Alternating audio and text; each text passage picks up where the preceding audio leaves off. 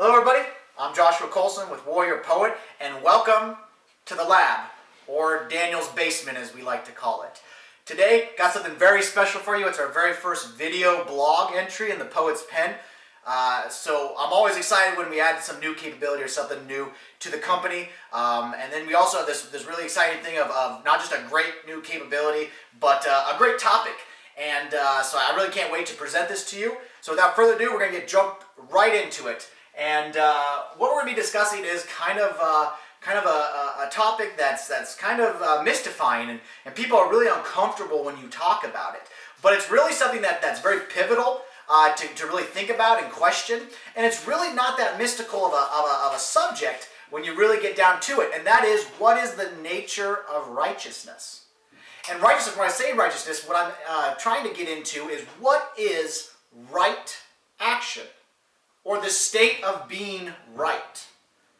Okay? So a lot of people get uncomfortable, and there's a lot of feathers get prickled up there, and people kind of raise the back of their necks like dogs, and like, oh, you don't want to get into that with me. But what we're going to talk about is, what is the nature of righteousness? It's really not that mystical of a topic. So we're going to get right into it. Stay tuned.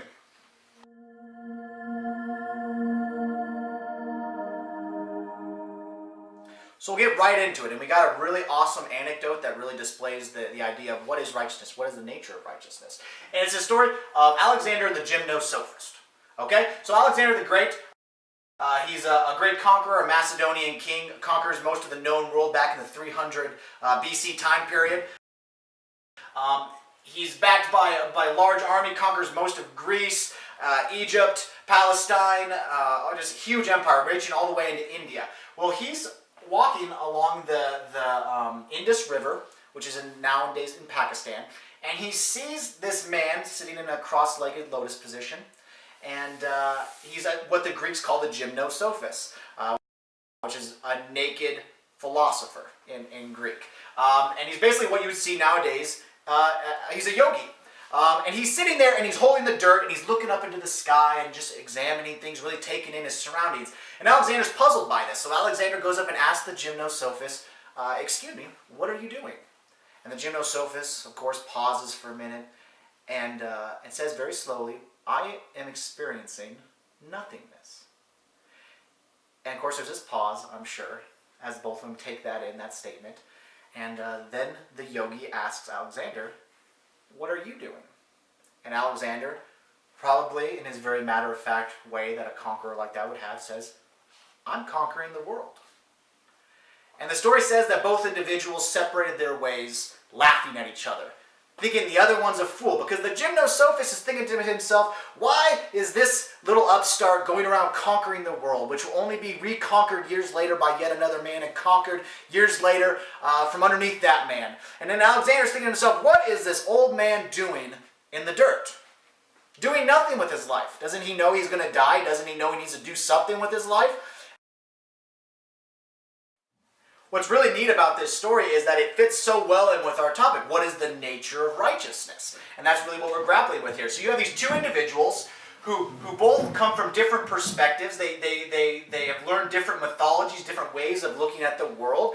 And what we're really going to start to see when we draw conclusions from this story is that true righteousness exists somewhere in between these two perspectives. Because we have the individual here, standing on the world, so he's in reality, what's going on in the world around them, and it's up to the individual to look at the elements contained in reality, and then make and draw an interpretation of how they relate to each other. So what we're going to do is we're going to create a mathematical formula, and we're then going to try to determine what is correct action. So we have... You're serious?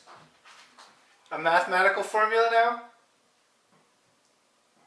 What's wrong with that? Come on, Josh. Look, you already took history, which nobody cares about, introduced philosophy, which nobody cares about, and now you're going to sum it all up with math, which nobody understands? Josh, people lost interest hours ago, man. Let's just upload what we got right now and go to lunch. I'm hungry. In fact, you know what? Let's get real jobs. That's what we need to do. Real jobs. Can I shoot this shot? You really want to continue? Yeah, can we shoot this? Okay, yeah, go ahead. Keep going. Okay, so we're going to break it down into a mathematical formula. And it's going to be A equals action. Yeah, it alliterates. B, belief equals C, correct or righteous action. Okay, so what individuals do on a daily basis is they see A and B, these elements around them in reality, and it's their job to interpret what is the relation between action and belief that determines correct or righteous action. And that's really what this whole story is about, is two different perspectives on that very thing. Okay, so we're going to get into the Gymnosophist, his mythology, and we're going to do that first because it's really one of the most least understood as far as Hinduism and things like that. So, of course, the Gymnosophist, he grew up with stories about characters like Krishna, Kali, Rama. Those individuals. He grew up reading the Bhagavad Gita. He had ideas basically displayed to him that death is nothing more than an illusion. You know, it's nothing more with reincarnation being it is in this endless life that you have, that all you're doing is when you die, you're just putting on a new garment. It's just a new life. You're putting it on, you put on new clothes. And so that he therefore would come up with the idea that attachment to present circumstances is what stops you from understanding the point of life. And really, so he would then see that attachment is the enemy to understanding. Therefore, he would be B-focused. So he would be belief-focused, and that would therefore say that his beliefs, his understanding was more pivotal or preeminent to his actions. So he would therefore come up with this relation between B and A. He would say, his correct actions, his righteous actions, he would maximize his beliefs and divide it by a limited action. Okay, so it's like if you take 4, a larger number, and you divide it by 1, you get 4. Whereas if you took 1 and divided it by 4, you get 0.25. So he wants to maximize his correct actions, so he has to maximize his beliefs and limit his actions. Now let's look at Alexander the Great, his belief system, his mythology. He grew up with such characters as Hercules, Jason the Argonaut, Achilles. So what he's learned from these stories is that men, through their actions, are able to win favor and sometimes even power over the gods. And that through their actions, they're able to determine their eternity. Okay, so what he then comes to the focus of, he is very A-focused, action-focused. He says that actions are pivotal or paramount over his beliefs. So what he comes up with within his relation is in order to enlarge his correct or righteous actions, he exponentially multiplies his actions with a smaller belief. The same way, if you had a number and you even made the smaller number 2, you squared it. It would then essentially be action times action. So you can have a smaller belief, and it's capable of even exponentially growing it and making it more. So therefore, action can be larger than the belief, and that's essentially what Alexander has come up with. Is that he's come up with the idea that there is more to life and the beyond, and therefore there is no time for inaction. So action is key. Action must be. Whereas the Gymnosophist has said understanding is paramount to action. So we have this great story, and we have two completely different perspectives on the world. And here's where it gets really exciting, because this is real righteousness. Okay? This is how we should determine our reality. We should not make one factor, our beliefs, subservient to our actions, or make our actions subservient to our beliefs. What true righteousness comes in is when, so we have C, righteousness, is determined by actions, and we'll put beliefs here,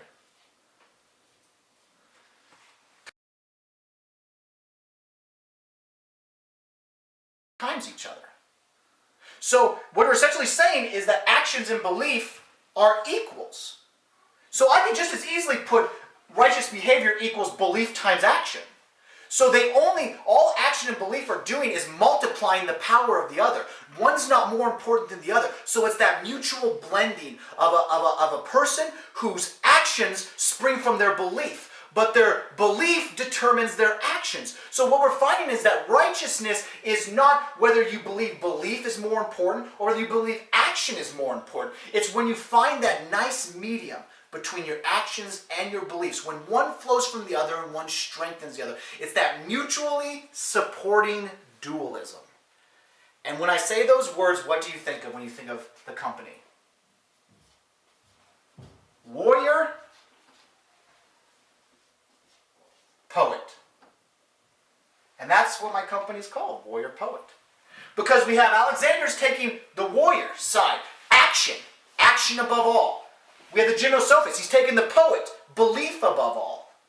Now, where it really comes and it meets the pavement is when warrior embraces the poet and the poet embraces the warrior. When you have an individual whose beliefs determine his actions and strengthen his actions, and his actions strengthen his beliefs. And that is righteousness in life.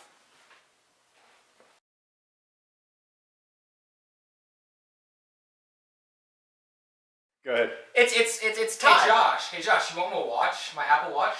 First of all, nobody asked you anything. Second of all, I don't need your nasty iPhone watch. I don't need the ghost of Steve Jobs in a watch like put me in a full nail. Like, ghost of Steve Jobs got me! Help me! Help me! It I don't need vibrates, that. Josh, it I don't vibrates. need that. I don't need that right now. Josh, I'm just serious. No! That's all I'm No saying. one needs to hear from you! No one needs to listen to you anymore! Josh, Stop! No, stop! You just come down here and take up our time and do nothing! Bring it back to center.